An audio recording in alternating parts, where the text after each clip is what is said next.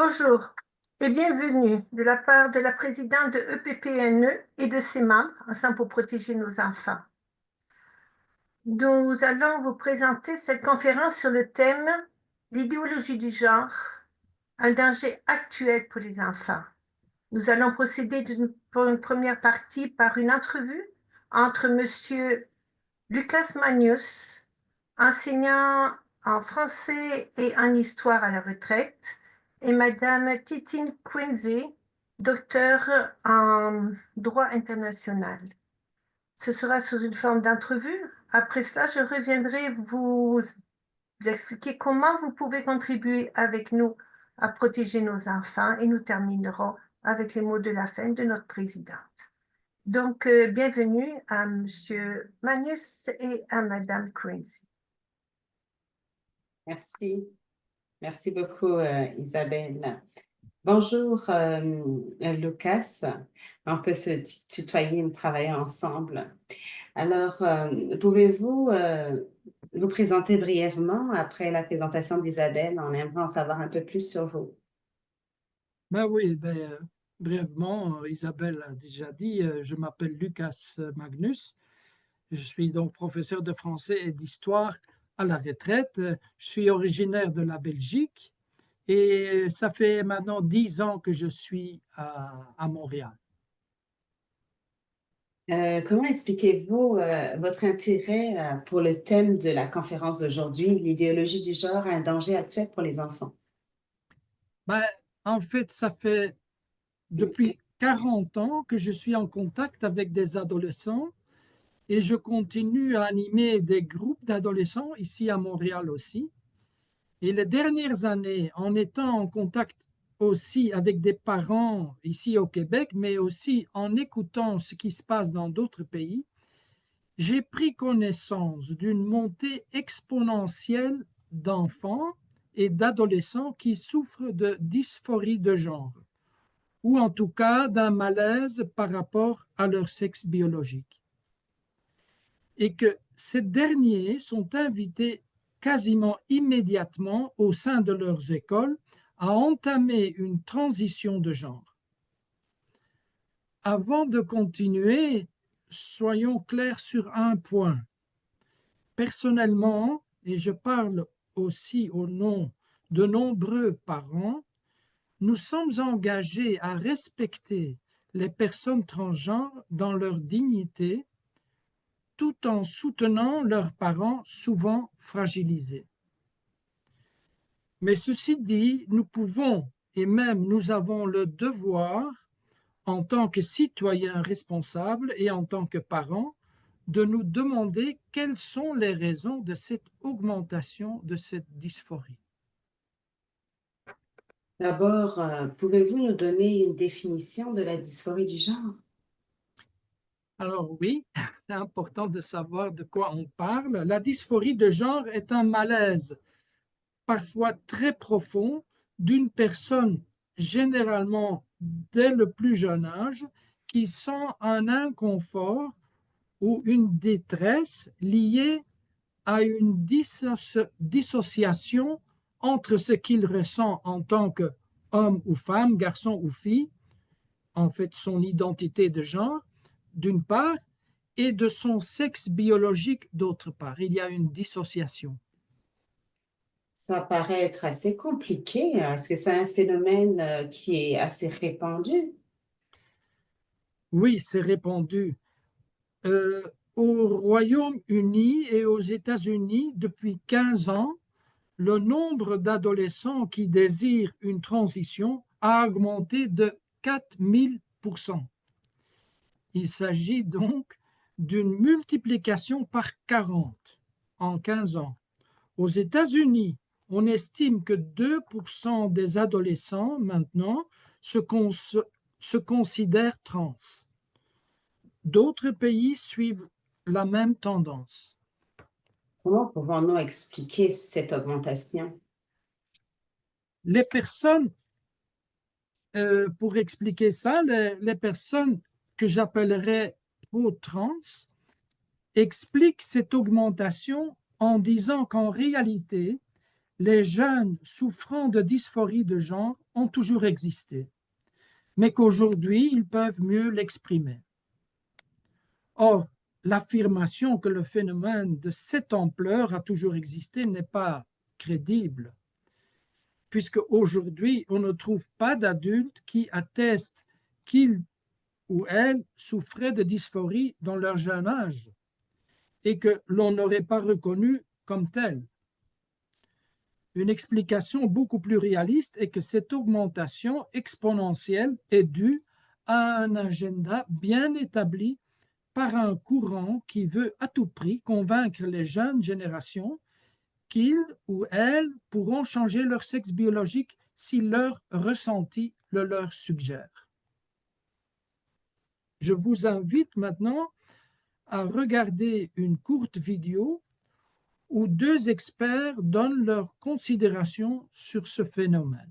When we look at what people call is the trans kid, and as well as that, the growing number of trans kids in the last 5 to 10 years, you have to, in many ways, think what's going on, because when you've got this explosion, and it is an explosion, the numbers are phenomenal. For example, in the UK and Ireland, a 4,000% increase in female adolescents seeking medical transition. But in recent years, medical technology has advanced so much that it's offering options, medical options for children to be the opposite sex.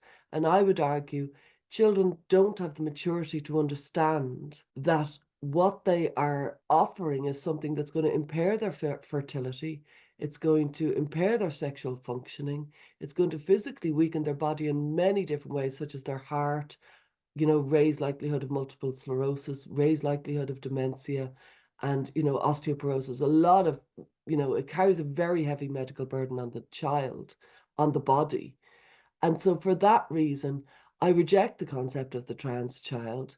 And I think that we need to attend to what's actually going on, which is there's a growing number of children seeking medical transition who would probably be much better off if we could teach them about gender nonconformity and teach them of freedom of living in a gender nonconforming way without medicalization.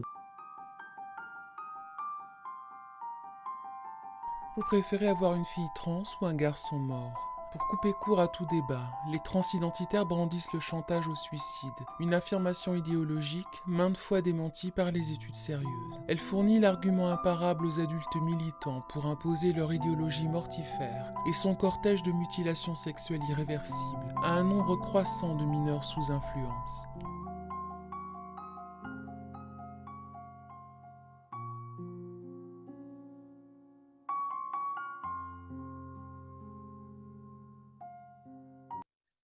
Cette idéologie du genre qui prend ses racines dans un principe qui est de dire il n'y a plus de genre, il n'y a plus de femmes ni d'hommes, il y a une possibilité de variabilité, on rompt avec cette binarité, et pour faire société nouvelle, eh bien, il faut qu'on fasse entrer les nouvelles générations dans cette idéologie-là. Et du coup, on va utiliser le véhicule de l'éducation à la sexualité dans le cadre scolaire comme véhicule d'endoctrinement des très jeunes enfants. Qu'est-ce qui se passe avec ces enfants ou ces jeunes lorsqu'ils se déclarent du sexe opposé? Eh bien, selon le corps médical et enseignants, qui sont appelés transaffirmatifs, il est nécessaire de faire transitionner au plus vite l'enfant ou jeune en question afin de sauver des vies, afin de sauver la vie de ce jeune. Le taux de suicide est effectivement beaucoup plus élevé dans cette population que chez les autres jeunes de leur âge. Le mot d'ordre que l'on répète alors de manière inappropriée aux parents est « vous préférez un enfant trans ou un enfant mort ?» C'est-à-dire, en d'autres mots, que si les parents ne suivent pas la décision de la transition, on leur dit qu'ils seront coupables de la mort de leur enfant. On essaye donc de faire peur aux parents en les culpabilisant. En réalité, il s'agit de la manipulation de la part d'un courant militant qui veut à tout prix imposer son point de vue dans la sphère publique et auprès des jeunes générations. On a bien vu dans les vidéos qu'il s'agissait d'interviews françaises, de situations en France, mais quelles sont les étapes que ces jeunes suivent ici au Québec? Voilà, au Québec, d'abord, les jeunes trans s'autodiagnostiquent. Un autodiagnostic en médecine ou en psychiatrie est un concept qui n'a pas de sens. C'est le médecin ou le spécialiste ou le psychologue ou psychiatre qui écoute le patient et émet alors un diagnostic. Ce n'est pas le patient qui pose le diagnostic, et encore plus si ce patient est un enfant ou un mineur ou une mineure dont le cerveau est en développement et qui, au point de vue psychologique, est en train d'explorer son identité avec toutes les contradictions et les doutes qu'il peut ressentir à son âge. Prenons l'exemple d'une fille anorexique. Est-ce que l'on va accepter qu'elle s'autodiagnostique?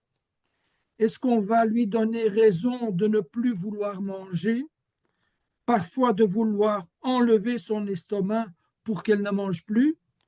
Ou est-ce qu'on ne va pas plutôt essayer de comprendre quelles sont les causes profondes de son anorexie pour pouvoir la guérir en évitant que sa vie soit en danger?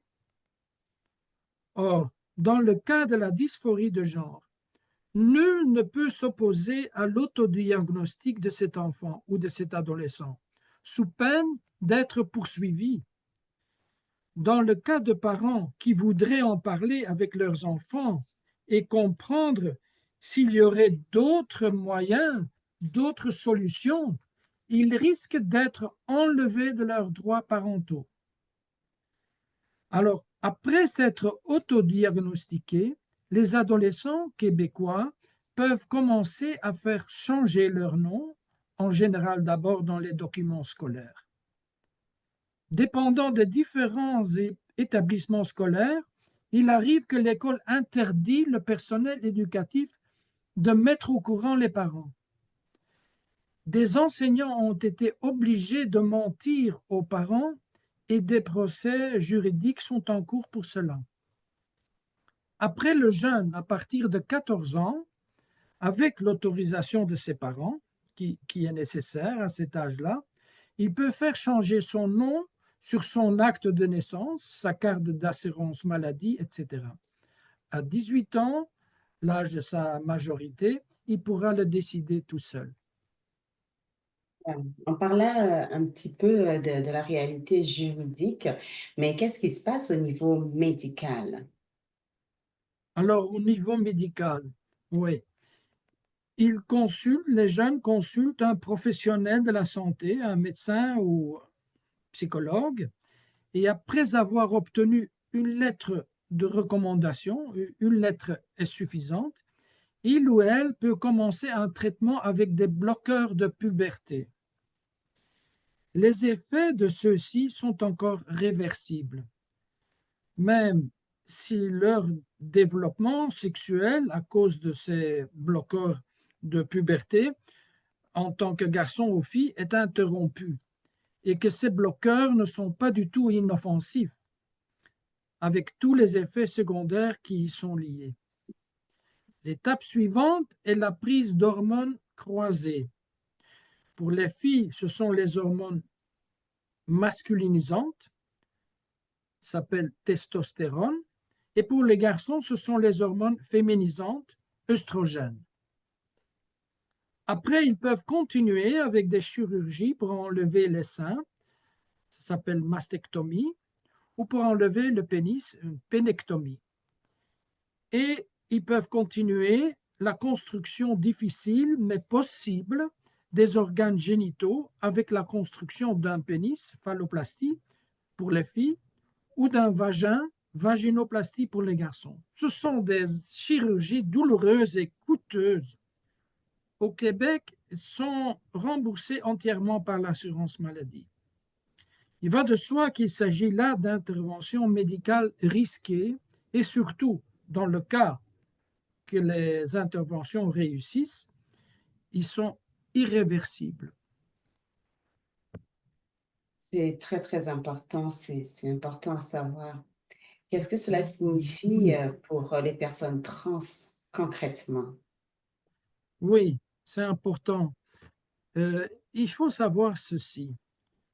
Le vagin construit d'un homme et le pénis construit d'une femme ne sont pas fonctionnels et les personnes trans seront normalement infertiles, ne pourront donc jamais donner naissance à des enfants, en dehors de la procréation médicalement assistée.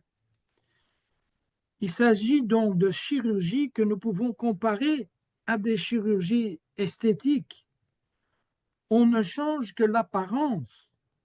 Le fait est que tout en construisant des organes génitaux du sexe opposé, leur ADN, leur chromosome X ou Y, qui détermine le sexe masculin ou féminin dès la conception dans le sein maternel et qui détermine chaque cellule de leur corps, ne seront pas changés. Comme quoi changer de sexe réellement reste une impossibilité. C'est une illusion. On ment donc aux enfants en leur disant qu'ils peuvent devenir un garçon ou une fille. Notons encore cette statistique inquiétante. Parmi les jeunes qui entament une transition sociale avec un changement de nom, suivi par l'administration de bloqueurs de puberté, presque tous, 98%, vont continuer leur transition avec des hormones croisées et des chirurgies irréversibles qui les rendront stériles. Donc seulement 2% de ces jeunes reviennent en arrière une fois entamé le processus. Mais on comprend bien là que la plupart des jeunes qui embarquent sur cette route-là n'ont pas toutes les informations que vous nous communiquez ici aujourd'hui et qu'il est important qu'ils soient au courant. Mais est-ce qu'il est prouvé que ces jeunes guérissent de leur dysphorie après avoir transitionné? Oui, c'est une bonne question parce que ce n'est pas du tout prouvé. Mais je vais revenir un peu plus tard. Mais d'abord, il faut dire ceci. Selon les statistiques, la dysphorie de genre, dans 85% des cas, disparaît à l'âge adulte. Actuellement, les statistiques montrent qu'il y a une majorité de filles qui veulent transitionner et pour certaines d'entre elles, la raison est qu'elles ont subi des agressions sexuelles à leur jeune âge qui les ont traumatisées, comme quoi la transition serait une solution pour elles pour éviter leur détresse. Ensuite, il faut aussi tenir compte du fait que la dysphorie de genre s'accompagne très souvent de problèmes de santé mentale, d'autisme, de problèmes familiaux. Ces problèmes sont généralement antérieurs à la dysphorie du genre elle-même. C'est pour ces raisons qu'il est beaucoup plus indiqué pour la santé du mineur d'attendre et de soigner les causes de la dysphorie ou bien les causes des problèmes mentaux sous-jacents. Maintenant, pour répondre à votre question, si les jeunes qui transitionnent guérissent de leur dysphorie, on peut dire que dans certains cas, ils se sentent mieux.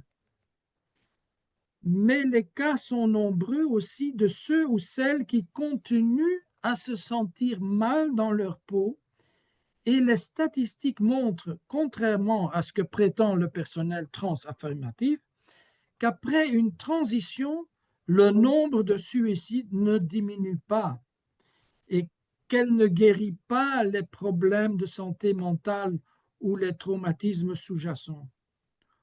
Au contraire, en poussant à la transition, on va négliger de soigner ces jeunes pour leurs vrais problèmes.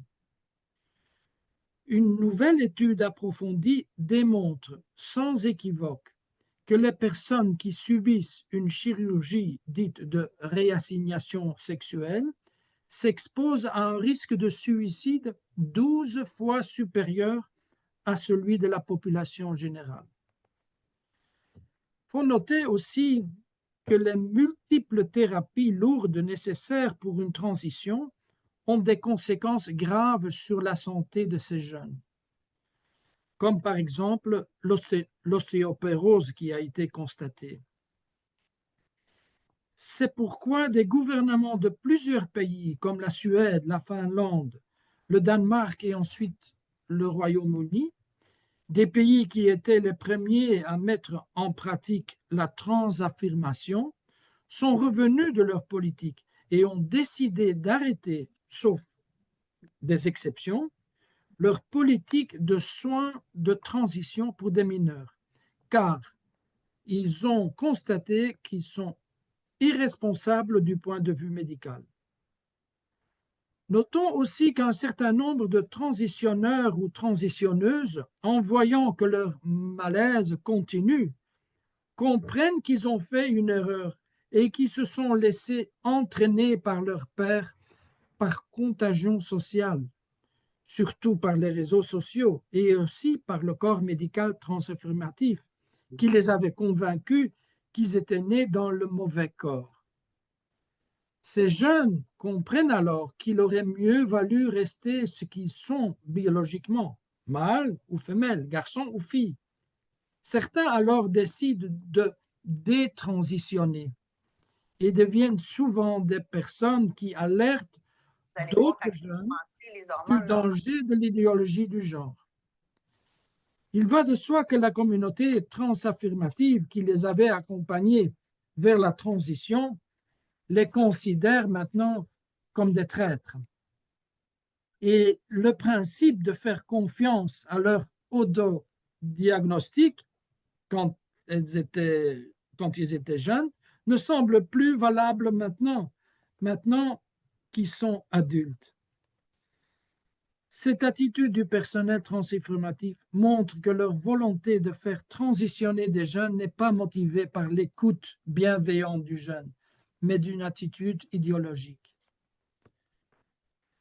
Dans la vidéo suivante, vous verrez des exemples de ce qui se passe réellement au Québec. Vous avez dit, vous allez voir, quand elle va commencer, les hormones, là, elle va devenir joyeuse, ça va la libérer. Mais ça n'a pas fait ça, pas en tout. Quand on transitionne, il y a beaucoup de monde qui nous accueille. Il n'y a personne qui nous remet en question en tant que tel. Après, je pense que c'est la 3e rencontre. Elle m'a dit, maman, elle dit...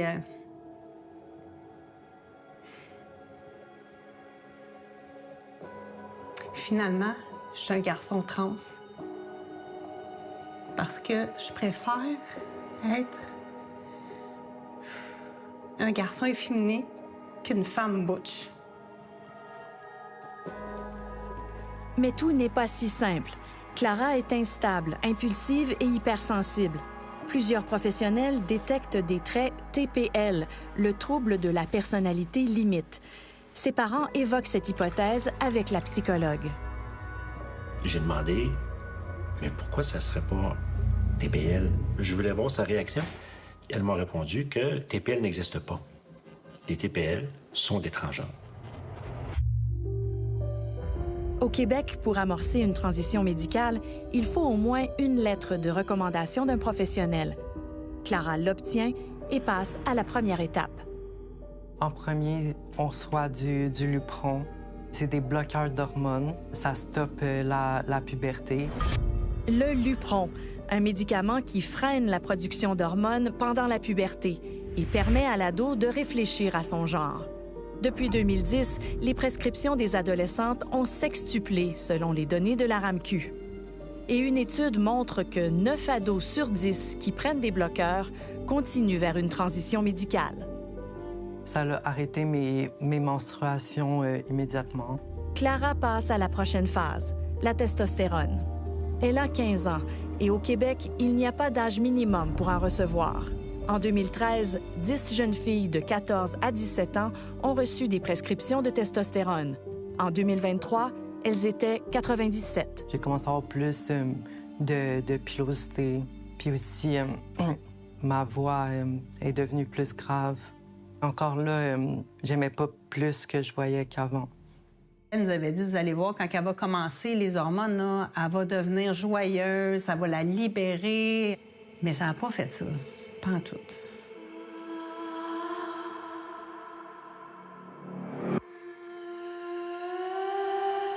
Le changement a continué, mais je voyais pas le bienfait sur sa santé. Là. Il n'y a rien qui changeait. C'était juste douloureux. On a tout le temps derrière la tête comme elle peut se suicider. Là.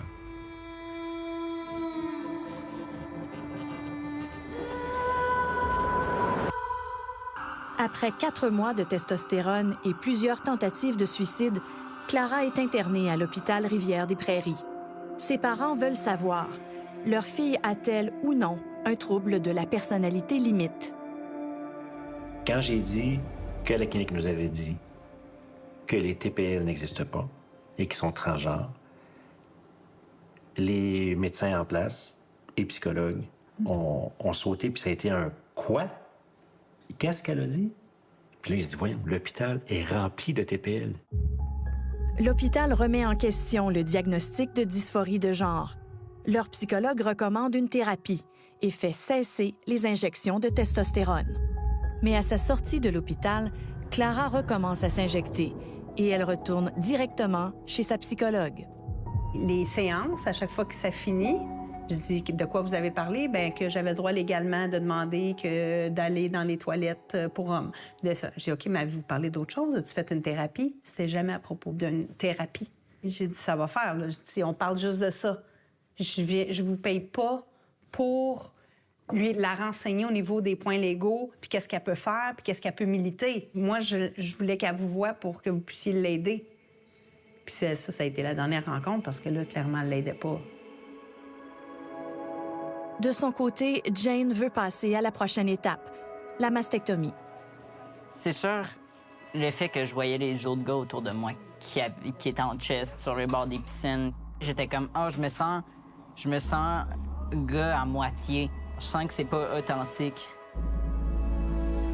1 an et demi après sa première dose, Jane se fait enlever les 2 seins dans une clinique privée. C'était en août dernier, elle venait d'avoir 18 ans. Clara, elle, en avait 17. La Suède et la Finlande ont renoncé, sauf exception, aux bloqueurs de puberté. Les 2 pays ont aussi limité à 16 ans l'accès aux hormones de l'autre sexe. Quant aux mastectomies, elles sont interdites aux mineurs. Ce qu'on a conclu, c'est qu'il n'y a pas de données probantes qui prouvent les bénéfices. Ou alors que ça diminue réellement les symptômes d'anxiété, de dépression ou les pensées suicidaires.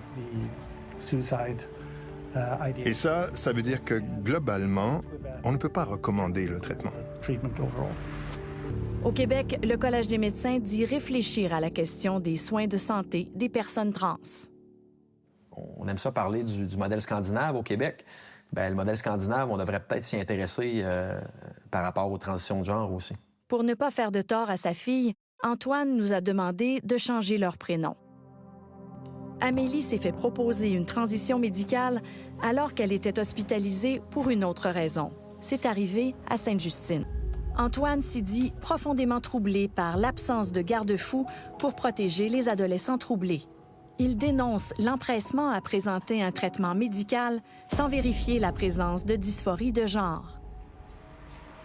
Nous avons rencontré d'autres parents qui ont vécu le même genre de situation avec leur fille de 13 ans.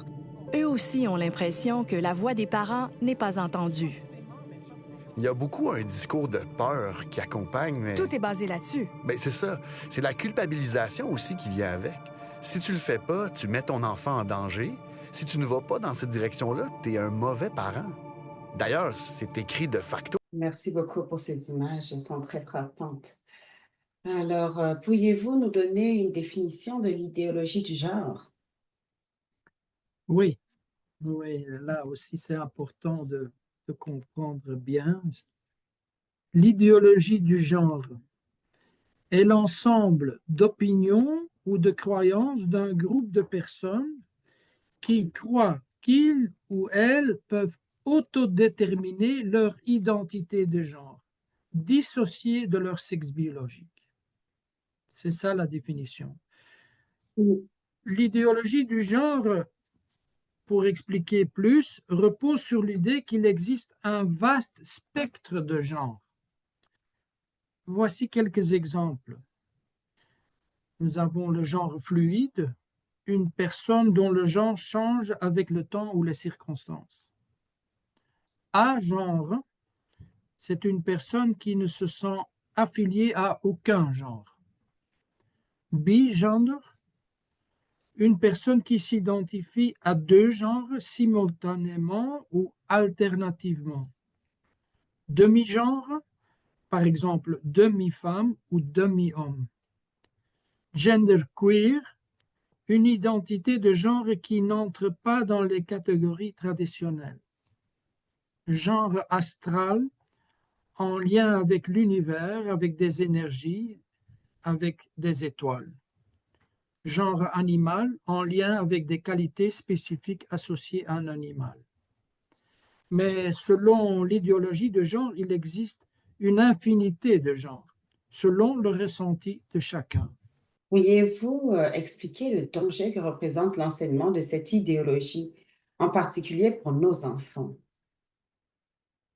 Oui, l'endoctrinement de cette idéologie est dangereuse, car elle sème la confusion dans l'esprit de nos enfants et adolescents à un moment où ils ou elles sont en plein développement physique et psychologique, en recherche de leur identité et donc vulnérables.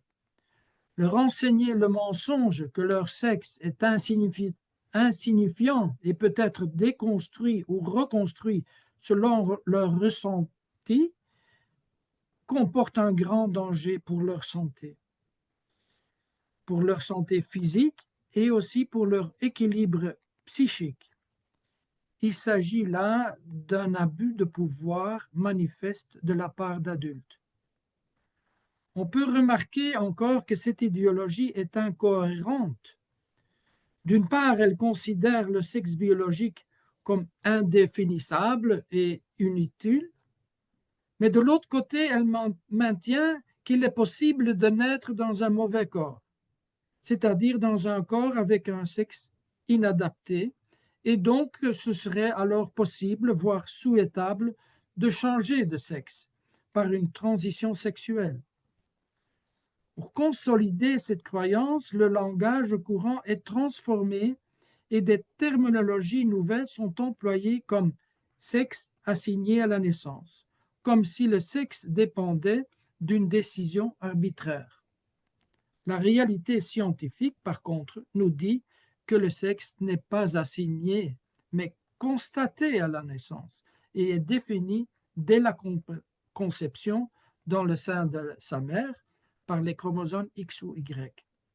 Ce qui est inquiétant, c'est que cette idéologie est enseignée d'une manière diffuse dans tous les cours dès l'école primaire jusqu'au 5e secondaire de manière transversale et de façon plus explicite encore dans les cours d'éducation sexuelle qui sont donnés dans le cadre du programme CCQ, Culture et Citoyenneté québécoise, depuis septembre 2024.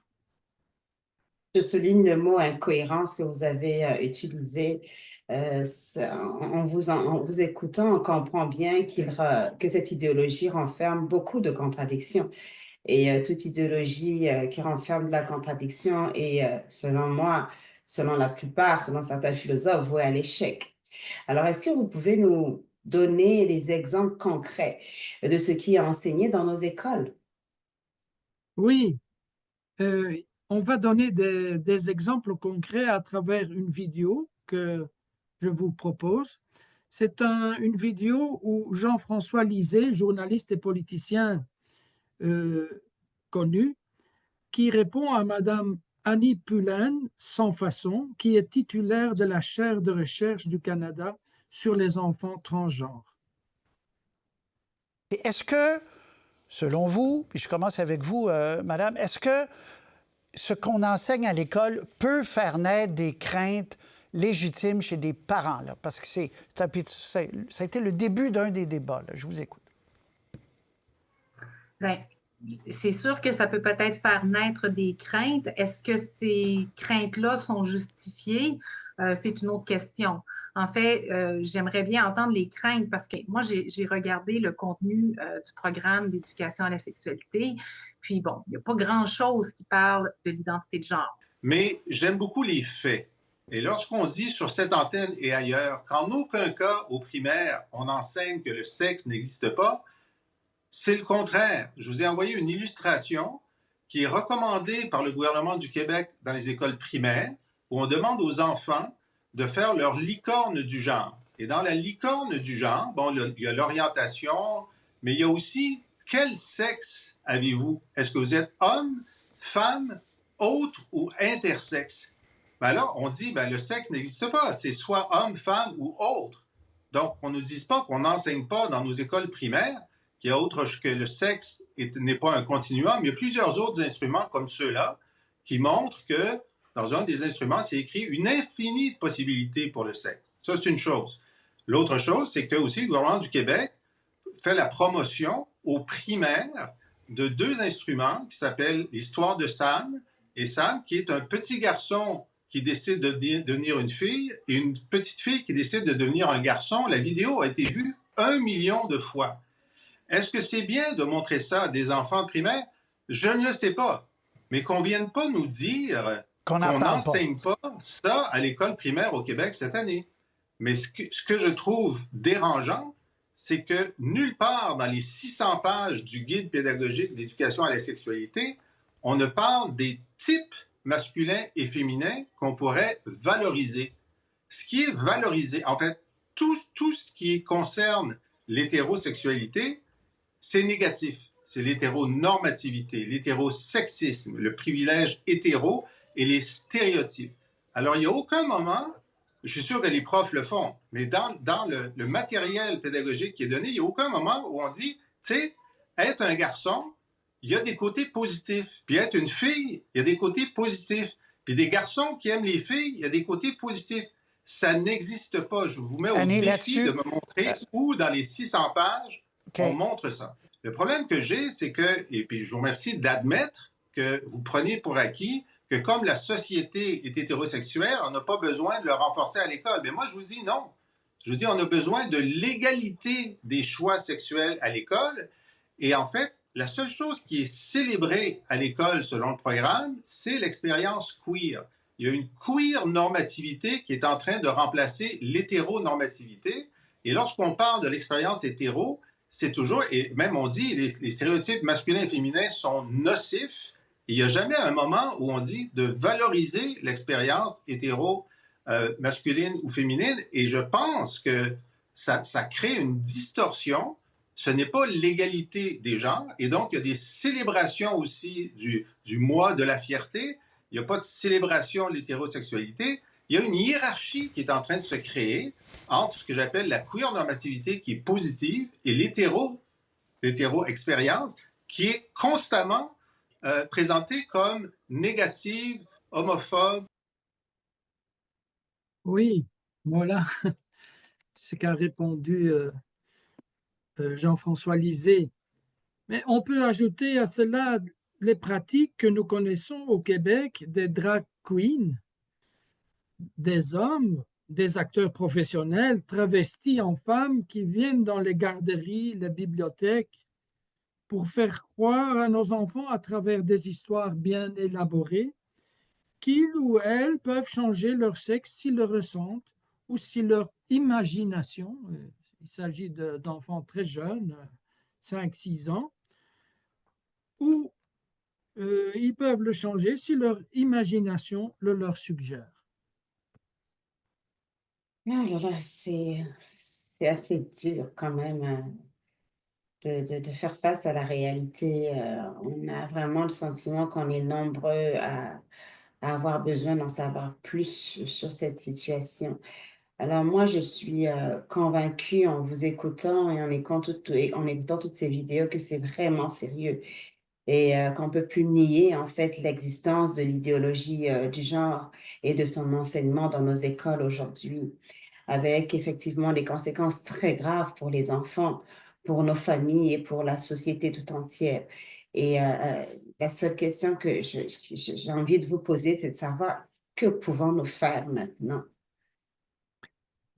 Ben oui, c'est difficile parce que le fait que des militants nient que la théorie du genre est enseignée, comme l'a dit Madame Annie Poulain, sans façon, et d'autres, ils nient qu'on enseigne la théorie ou l'idéologie du genre.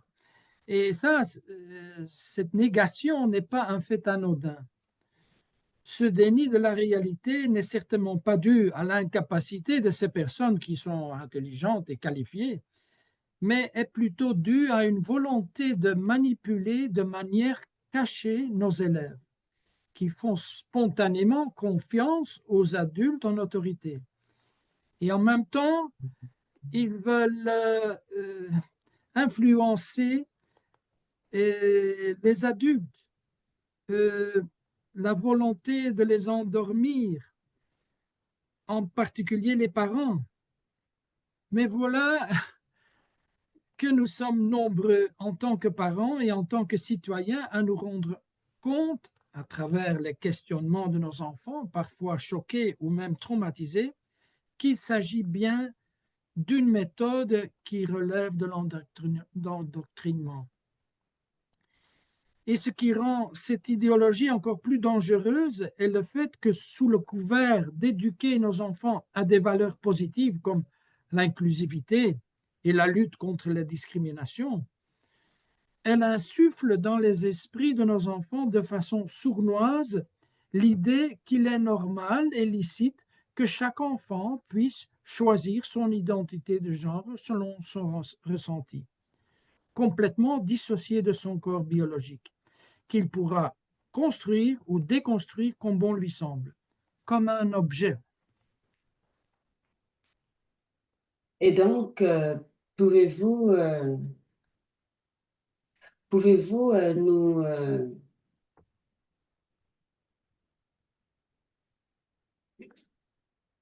comment cette idéologie est présentée dans les programmes scolaires? Oui. Comment cette idéologie est-elle présentée dans les programmes scolaires au Québec et qu'en disent les scientifiques? Pour cela, regardons une vidéo de M. François Chapelot, qui est professeur émérite de biologie de l'Université d'Ottawa. Voici les définitions d'identité de genre qui proviennent des documents du ministère de l'Éducation du Québec. Les définitions de genre et d'identité de genre sont regroupées dans la même définition dans le guide à l'intention des milieux scolaires sur la diversité sexuelle et de genre. Le texte se lit comme suit. Identité de genre. Expérience personnelle, sentiment profond et intime du genre d'une personne.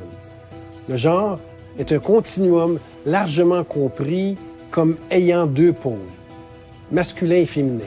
Mais toutes les nuances entre ces deux pôles et à l'extérieur de ceux-ci sont possibles, personnelles et légitimes. L'identité de genre d'une personne peut être différente du sexe qui lui a été assigné à la naissance. Un peu plus loin dans le glossaire, on indique que cette identité de genre peut fluctuer dans le temps. Voici les définitions qui proviennent du glossaire de la composante éducation sexuelle du nouveau cours de culture et citoyenneté québécoise. Pour le genre, on dit processus social et historique de différenciation et de hiérarchisation des femmes et des hommes, ainsi que du féminin et du masculin. Le genre s'observe à travers les normes, les comportements et les significations accordées à ces catégories, qui sont les pôles d'un spectre comprenant une multitude de possibilités. L'identité de genre et de sexe sont regroupées dans la même définition. Le texte dit « conscience ou conviction d'appartenir ou non à l'une ou l'autre des catégories de sexe et de genre ». Bon, clairement, il n'est pas souhaitable que des définitions créent plus de confusion que de résolution. Malheureusement, c'est le cas de ces définitions. La première ne définit pas le genre, mais explique qu'il est un continuum. Dans la deuxième, le genre est défini comme un processus.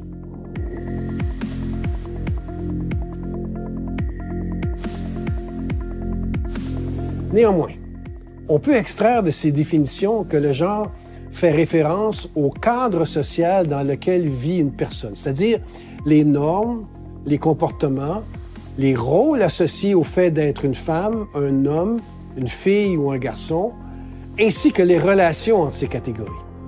L'identité de genre serait le ressenti d'une personne par rapport à son genre. Selon la première définition, l'identité de genre ne se limiterait pas à un continuum masculin-féminin, mais s'inscrirait aussi à l'extérieur de ce continuum.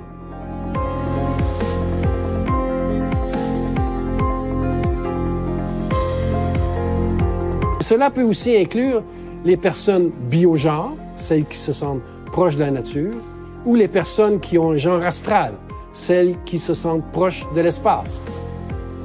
En fait, il y en existe des dizaines d'autres ressentis de genre. Les écoles doivent enseigner à nos enfants le respect des minorités et de la diversité. Mais il est inconcevable d'avoir dans nos programmes scolaires du matériel pédagogique et des définitions du sexe qui n'ont aucune réalité scientifique. Il est désolant que par souci d'acceptation de la diversité, on enseigne à nos enfants que le sexe est assigné à la naissance, qu'il se situe sur un continuum ou que l'enfant peut se fier entièrement à son ressenti pour savoir s'il est une fille, un garçon ou autre, et ce, sans tenir compte de son sexe biologique. Il est inconcevable et irresponsable que l'on célèbre la diversité sexuelle en faisant abstraction de la réalité binaire du sexe et du fait indéniable que nous sommes mâles ou femelles et que cet identifiant est présent depuis que la première cellule de notre être existe et qu'il le sera pour toute notre vie. L'appartenance sexuelle est déterminée à la suite de la fécondation et elle est présente dans toutes les cellules du corps et va dicter le développement du système reproducteur et les comportements propres à chaque catégorie sexuelle, c'est-à-dire mâle, femelle.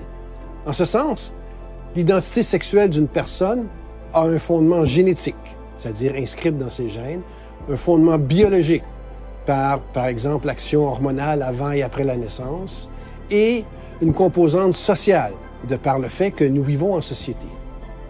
Chez l'humain, le mot « femme » identifie la femelle adulte de l'espèce, le mot « homme » est le mâle adulte de l'espèce. En effet, des notions antibinaires, c'est-à-dire des notions de genre et d'identité de genre, se sont imposées dans le débat social, politique et juridique québécois et aussi dans nos écoles. Une société n'a rien à gagner en niant l'existence d'une réalité observable telle que le sexe binaire. Ce déni de réalité est futile et toxique pour le vivre ensemble et nuit à la qualité de l'éducation de nos enfants. Cette réalité évolue depuis plus d'1 milliard d'années. Le sexe ne peut pas être redéfini ou déconstruit en fonction d'enjeux sociologiques et politiques. Ainsi, les catégories sexuelles ne sont pas remises en question par l'existence d'individus ayant des anomalies du développement sexuel, ne sont pas remises en question par la complexité des étapes du développement sexuel et sa variabilité entre les individus, et ne sont pas des catégories arbitraires ou des constructions sociales. Les catégories sexuelles n'ont pas été créées par les classes dominantes pour opprimer les minorités sexuelles ou pour imposer l'hétéronormativité dans la société. Pourquoi l'école ne se contente-t-elle pas de célébrer la réalité et l'appartenance sexuelle, de célébrer la variabilité à l'intérieur de chaque sexe, de célébrer les différences entre les sexes et surtout le libre choix de chacun de s'exprimer comme il l'entend, et ce, en tout respect. Merci beaucoup, professeur Chapelot. Merci beaucoup, Lucas. On en arrive à une question qui nous préoccupe tous, c'est celle de savoir comment en sommes-nous arrivés là. Oui, il faut savoir l'origine de cette idéologie. Pour comprendre cela, il est utile de connaître les bases théoriques de l'idéologie du genre. On va faire donc une brève historique de comment cette théorie est née. En fait, elle s'est inscrite dans une évolution de la conception de la sexualité à partir des années 1950, avec les études controversées sur la sexualité d'Alfred Kinsey. Il faut savoir que Kinsey se déclarait ouvertement pédophile. Dans la même ligne, John Money, un scientifique qui a utilisé comme Kinsey des méthodes moralement douteuses, a publié dans les années 60 ses études sur le genre. Néanmoins, ces travaux ont fait leur chemin et ont fait croire à un certain nombre de scientifiques ou pseudo-scientifiques que l'on peut séparer complètement le sexe biologique de ce qu'on appelle l'identité de genre. Voici une courte vidéo de cette triste figure et l'échec de son expérience. Il était une fois Brian et Bruce Reimer, deux petits garçons jumeaux nés au Canada en 1965. Âgé de quelques mois, Bruce fut circoncis à la suite d'une infection urinaire, mais cette banale opération tourna très mal, au point qu'on dut procéder à l'ablation de son pénis. John Money était un psychologue et sexologue réputé, un chercheur reconnu de la prestigieuse Johns Hopkins University de Baltimore. C'est peut-être le goût de la gloire et de la célébrité qui le poussa à se livrer à une bien curieuse expérience qui aurait pu faire pâlir d'envie le docteur Frankenstein. Il proposa de transformer Bruce en fille. Bruce fut castré et subit une opération pour donner une forme féminine à ses organes génitaux mutilés. Bruce fut rebaptisé Brenda et élevé comme une fille, avec des rubans dans les cheveux et des soquettes roses. Il fut demandé aux parents de garder secret ce changement de sexe.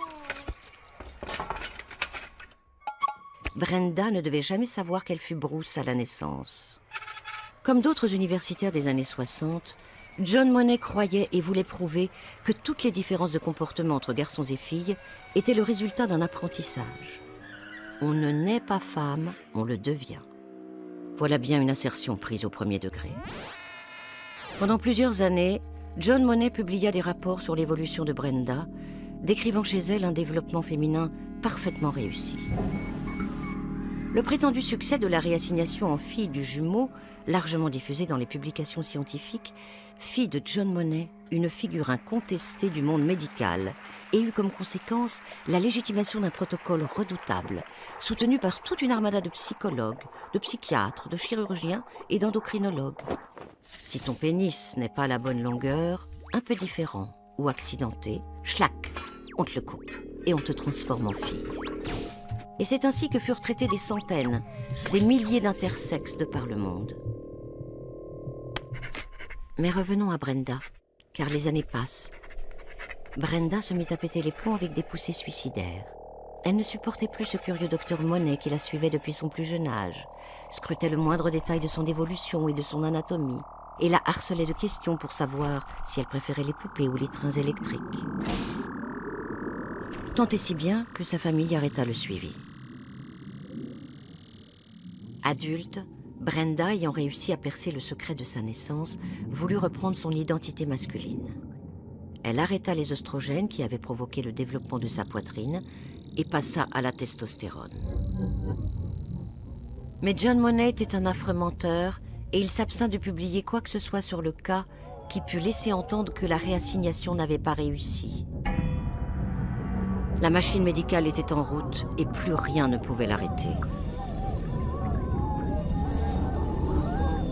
Cette histoire se termina par un double suicide des jumeaux, l'un en 2002, l'autre en 2004. C'est une triste histoire, mais ce qui est triste aussi est de constater que malgré l'expérience catastrophique de David Reimer, la théorie du genre s'est développée dans les années 60.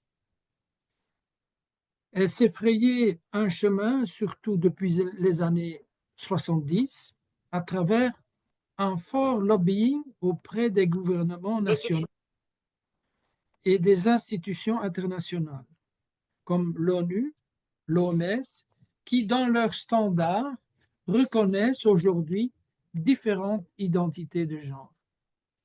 Notons aussi que depuis plusieurs années, ces institutions ont officiellement dépathologisé la dysphorie de genre, ce qui fait courir le risque aux personnes qui essaieraient de soigner ce genre de maladie de poursuites légales de la part des autorités.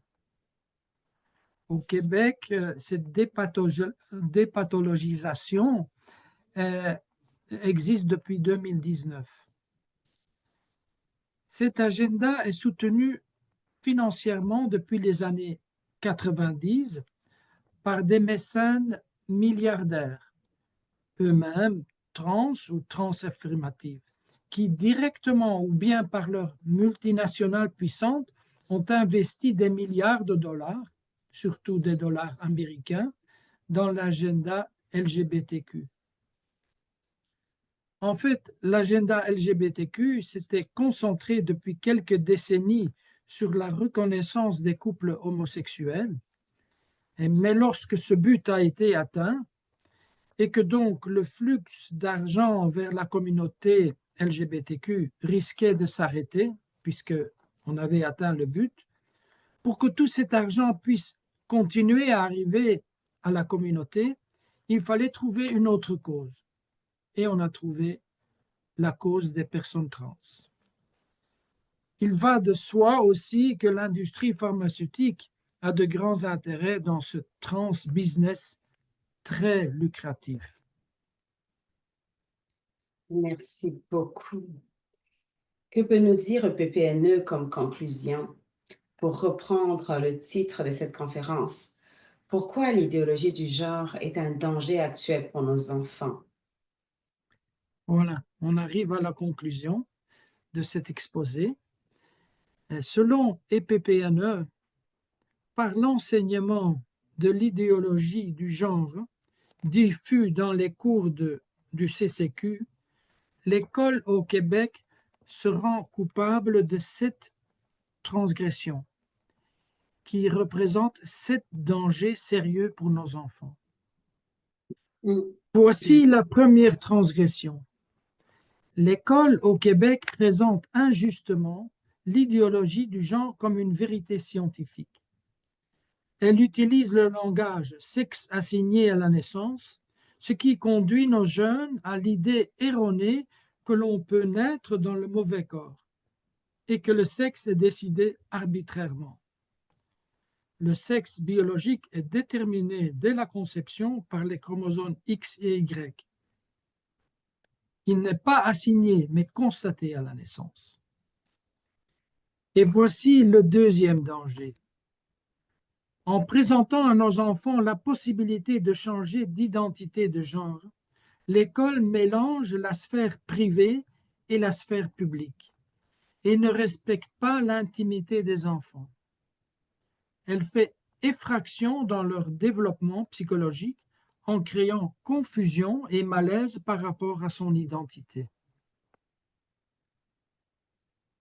La troisième transgression est le troisième danger.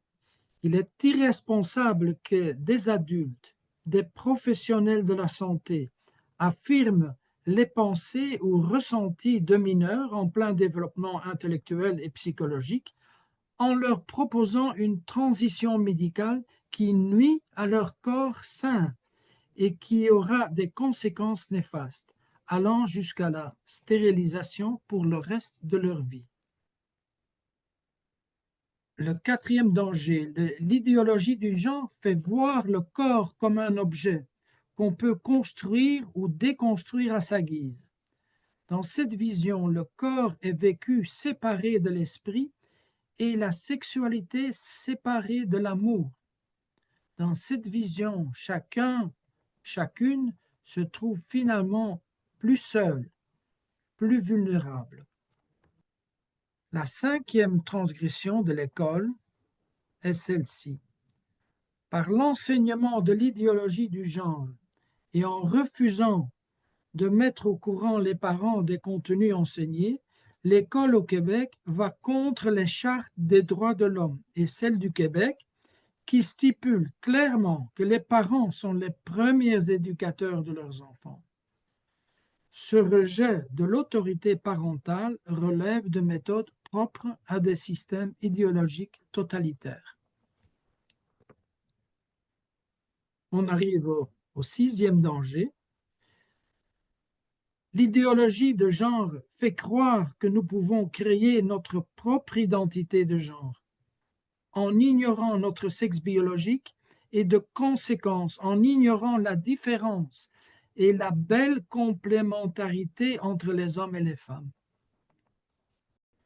Nous trouvons important que l'école enseigne le respect pour chaque personne, mais l'école commet une grave erreur morale, sociale et civilisationnelle en omettant de mettre en valeur la beauté et l'importance de la famille composée d'un père et d'une mère. Cette famille reste le noyau de notre société, car elle donne naissance à nos enfants et réussit dans la plupart des cas à leur donner une éducation harmonieuse.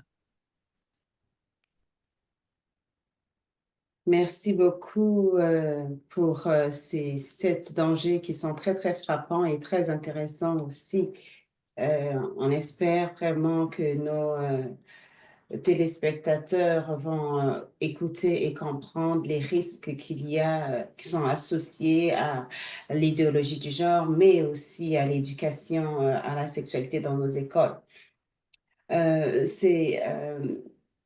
La question qu'on peut se poser maintenant, c'est de savoir comment est-ce qu'on peut éviter ces impacts.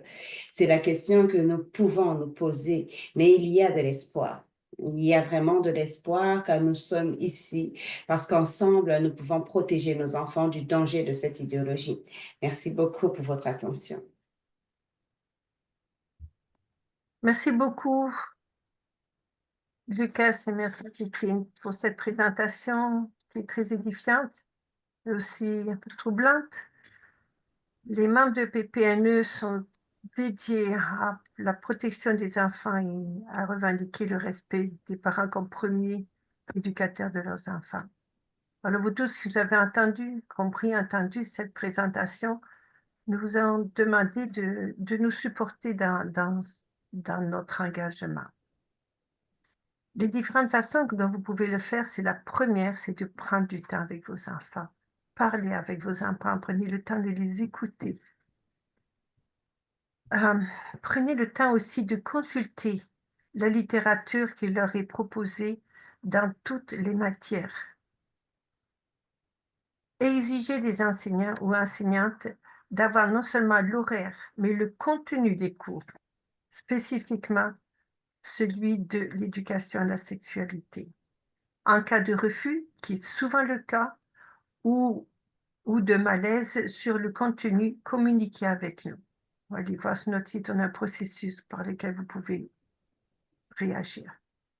Devenez membre de EPPUNE. Inscrivez-vous pour recevoir nos notifications. Le site web, c'est EPPNE, Ensemble pour protéger nos enfants, eppne.ca. Suivez-nous à travers notre site, eppne.ca, et sur nos réseaux sociaux pour rester informés sur nos formations et sur nos actions, nos prochaines actions. Diffusez d'informations dans vos propres réseaux. Transmettez-nous vos témoignages en vidéo, audio ou par écrit. Ce peut être diffusé de façon anonyme. Devenez bénévole. Toute expertise est bienvenue. Faites un don. Supportez-nous financièrement. Alors, je vais terminer avec les mots de la présidente qui malheureusement n'a pas pu être avec nous, qui veut vous remercier d'avoir participé. Elle nous précise que nous sommes une équipe de bénévoles dédiée à la protection des enfants et à la revendication du respect de l'autorité parentale. Et elle nous dit, je vous invite à vous joindre à nous et à nos efforts. Donc, merci beaucoup pour votre participation. Nous espérons pour vous voir le mois prochain à notre prochaine formation. Vous aurez l'information en nous suivant sur le site, par notre site web. À bientôt.